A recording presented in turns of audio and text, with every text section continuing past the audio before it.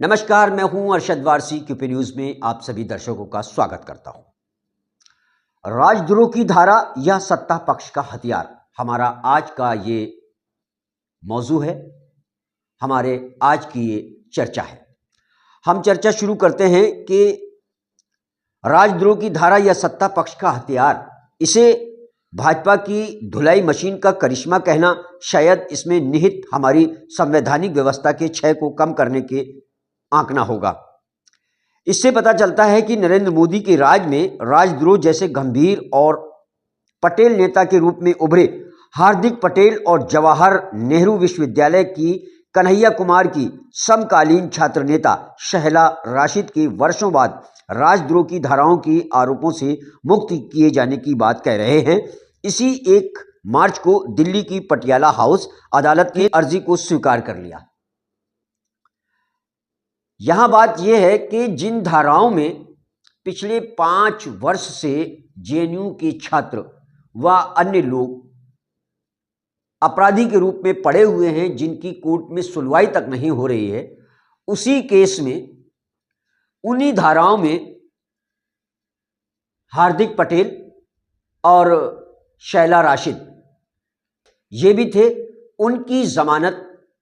Court ने मंजूर कर दी। 2019 के राजद्रोह के केस में शहला राशिद के खिलाफ मुकदमा वापस लेना चाहती है, यानी कि कोर्ट अब या सरकार कहें। इसके अगले ही रोज अहमदाबाद की अदालत ने हार्दिक पटेल के खिलाफ भी राजद्रोह का मामला वापस लेने की इजाजत दे दी। दुर्भाग्य से अनेक वर्षों तक इन युवा नेताओं के गले का फंदा बने रहने के बाद भी अब राजद्रोह के केस से इन दोनों की ही मुक्ति का दूर दूर तक कोई संबंध पुलिस समेत शासन तंत्र को इसका एहसास होने से नहीं है कि इनके मामले में राजद्रोह की धाराओं के प्रयोग का कोई आधार नहीं था, कि इन मामलों में आरोपियों के साथ ज्यादती हुई थी आदि। दूर दूर तक ऐसा कुछ भी नहीं होने का पता इस मोटे से सच से लग जाता है कि कमोवेश ऐसे ही प्रसंग में राजद्रोह की धाराओं में मामले का निशाना बने। जेएनयू के ही छात्र नेता उमर खालिद तथा दिल्ली के दंगे के तथाकथित बृहत्तर षड्यंत्र के मामले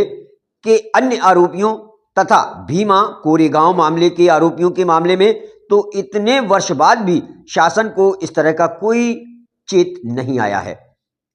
उल्टे उमर खालिद तो करीब 5 साल से जेल में ही बंद हैं और उसे जमानत मिलने के अब भी कोई आसार नजर नहीं आ रहे हैं। यह किसी से छुपा हुआ नहीं है कि शहला राशिद और हार्दिक पटेल दोनों के राजद्रोह के आरोपों से मुक्त किए जाने का सीधा संबंध उन पर आरोप लगाए जाने के बाद गुजरे इन कई वर्षों में उनके अपना राजनीतिक रुख बदलकर नरेंद्र मोदी निजाम का मुखर समर्थक बन जाने से है। हार्दिक पटेल तो इस दौरान भाजपा में शामिल होकर उसके टिकट पर चुनाव लड़कर विधानसभा में भी पहुंच चुके हैं, जबकि शहला राशिद भी कश्मीर की राजनीति में सक्रिय भाजपा और मोदी समर्थक माने जाने वाले एक ग्रुप के साथ जुड़ी हुई हैं। इस तरह इन दोनों के नाम अब ऐसे लोगों की लंबी सूची में जुड़ गए हैं जो पहले भाजपा और मोदी राज के विरोधी रहे और तब वर्तमान शासन की विभिन्न एजेंसियां उनके पीछे लगा दी गई थी, लेकिन बाद में जब उन्होंने अपने राजनीतिक विचार बदलकर भाजपा तथा मोदी राज का समर्थन करना शुरू कर दिया, इनके खिलाफ केंद्रीय एजेंसियों की कार्रवाई भी बंद कर दी गई। प्रसंगवश याद दिला दें कि इंडियन एक्सप्रेस की एक चर्चित खोजी रिपोर्ट में ऐसे पूरे 25 पूर्व विपक्षी नेताओं के मामलों की जांच पड़ताल की गई थी, जिनके खिलाफ 2014 में मोदी निजाम के आने के बाद से भ्रष्टाचार के गंभीर आरोप लगाकर सीबीआई, ईडी तथा आयकर विभाग जैसी केंद्रीय एजेंसियों से जांच शुरू कराई गई थी। बहुप्रचारित पूछताछ से लेकर कुछ मामले गिरफ्तारी तक की कार्रवाइयां भी की गई थी, लेकिन बाद में इन नेताओं के राजनीतिक रूप से पलटी मारकर सत्ता पक्ष के साथ जा मिलने के बाद कम से कम 23 मामलों में उन्हें केंद्रीय एजेंसियों के शिकंजे से राहत मिल गई। इस सूची में 2015 में कांग्रेस छोड़कर भाजपा में जा मिले असम के हिमंता विश्व शर्मा, 2020 में तृणमूल कांग्रेस छोड़कर भाजपा में चले गए बंगाल के शुवेंदु अधिकारी, 2019 में तेलुगु देशम पार्टी छोड़कर आंध्र प्रदेश में भाजपा में शामिल हुए सीएम रमेश, 2019 में ही सपा छोड़कर भाजपा में शामिल हुए संजय सेठ से लेकर 2023 में एनसीपी में विभाजन कर भाजपा के साथ गठजोड़ में जा बैठे अजित पवार और 2024 में ही कांग्रेस छोड़कर भाजपा में जा मिले नवीन जिंदल तक के नाम शामिल हैं। इसके अलावा छोटे मोटे नेता प्रदेश लेवल पे तो बहुत हैं। ये तो नेशनल लेवल के नेता हैं जो पार्टियां छोड़कर किसी डर से या किसी वजह से बीजेपी में शामिल हो गए। याद रहे कि यह सूची राष्ट्रीय स्तर के नेताओं की है। राज्य स्तर पर तथा उससे भी नीचे केंद्रीय एजेंसियों के दबाव के जरिए इस तरह दल बदलकर भाजपा और मोदी राज के पाले में जाने के लिए मजबूर किए गए राजनीतिक नेताओं और सामाजिक कार्यकर्ताओं की संख्या और कई गुना बड़ी होगी। इनमें 2015 से लेकर हाल में 2024 तक के मामलों का शामिल होना इसे रेखांकित करता है कि यह एक लगातार जारी प्रक्रिया का या कहना चाहिए कि स्थायी व्यवस्था का मामला है, जिसमें केंद्रीय एजेंसियों की जांच और उनके आरोपों के डंडे से हाँककर विरोधियों को सत्ता के पाले में ढकेला जा रहा है। फिर भी राजद्रोह या यूपीए जैसी धाराओं के आरोपियों का भी इस सूची में शामिल हो जाना इस भयावह परिदृश्य को और भी भयानक बना देता है। कहने की जरूरत नहीं है कि ये अति दमनकारी धाराएं दुर्लभतम मामलों में और बिल्कुल अकाट्य मामलों में ही उपयोग किए जाने का तकाजा करती हैं।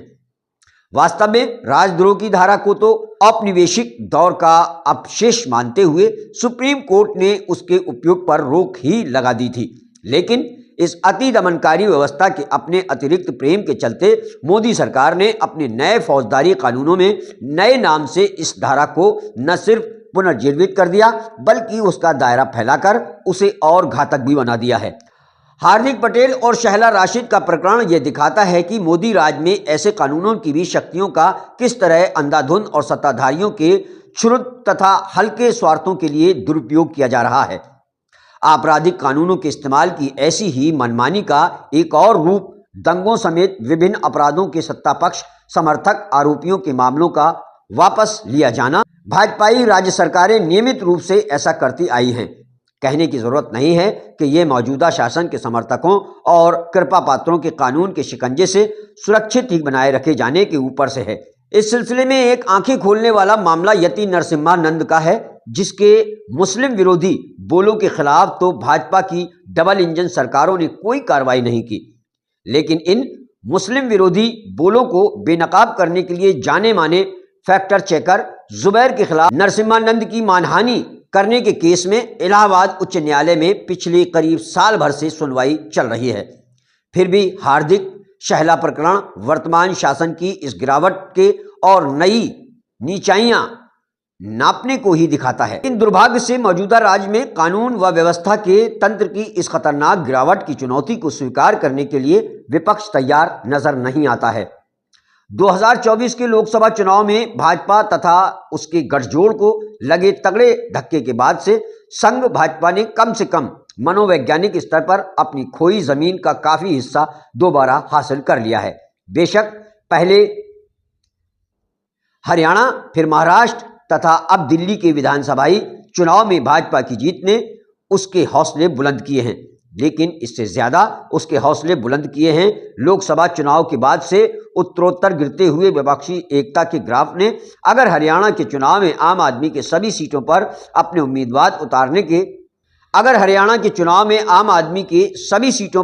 उम्मीदवार उतारने के रूप में विपक्ष का बिखराव दिखाई दिया था, तो दिल्ली के चुनाव में तो आप पार्टी और कांग्रेस में एक दूसरे को भाजपा जैसे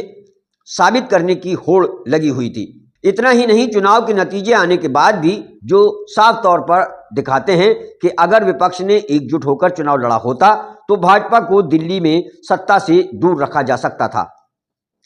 कांग्रेस और आप के बीच युद्ध धीमा पड़ने का नाम नहीं ले रहा है, उल्टे इस युद्ध का आप शासित पंजाब तक विस्तार करने की कोशिश हो रही है। इस बीच बिहार तथा असम के आने वाले विधानसभाई चुनाव के संदर्भ में कांग्रेस के अनेक औपचारिक अनौपचारिक सलाहकारों ने एकला चलो की और केरल के लिए बेरोक टोक युद्ध की पुकारें शुरू कर दी हैं। यह वह ढलान है जिसे अगर पलटा नहीं गया तो संघ भाजपा को और मजबूती से पांव जमाने का मौका मिल जाएगा। बेशक विपक्षी पार्टियों की अपने विस्तार की आकांक्षाओं को भी अनदेखा नहीं किया जा सकता है, लेकिन इन आकांक्षाओं को संघ भाजपा के खतरे की बृहत्तर सच्चाई की पहचान से अनुशासित होना ही होगा। और जहां अपरिहार्य हो, आपस में होड़ करते हुए भी विपक्षी पार्टियों को, राजनीतिक विरोधियों को राजद्रोह तक के आरोपों से प्रताड़ित करने वाले इस संघ भाजपा राज की ही सबसे बड़ी चुनौती होने को याद रखना होगा। अलग अलग सभी विपक्षी पार्टियों का भी इसी में हित है। विभाजित विपक्ष लोकसभा चुनाव की कामयाबी का हाथ से रेत की तरह झर जाना ही सुनिश्चित करेगा। इस आलेख के लेखक हैं राजेंद्र शर्मा, जो कि एक लेखक हैं और वरिष्ठ पत्रकार हैं और साप्ताहिक पत्रिका लोकलहर के संपादक हैं। ये उनकी तरफ से आर्टिकल क्यूपी न्यूज़ को भेजा गया था।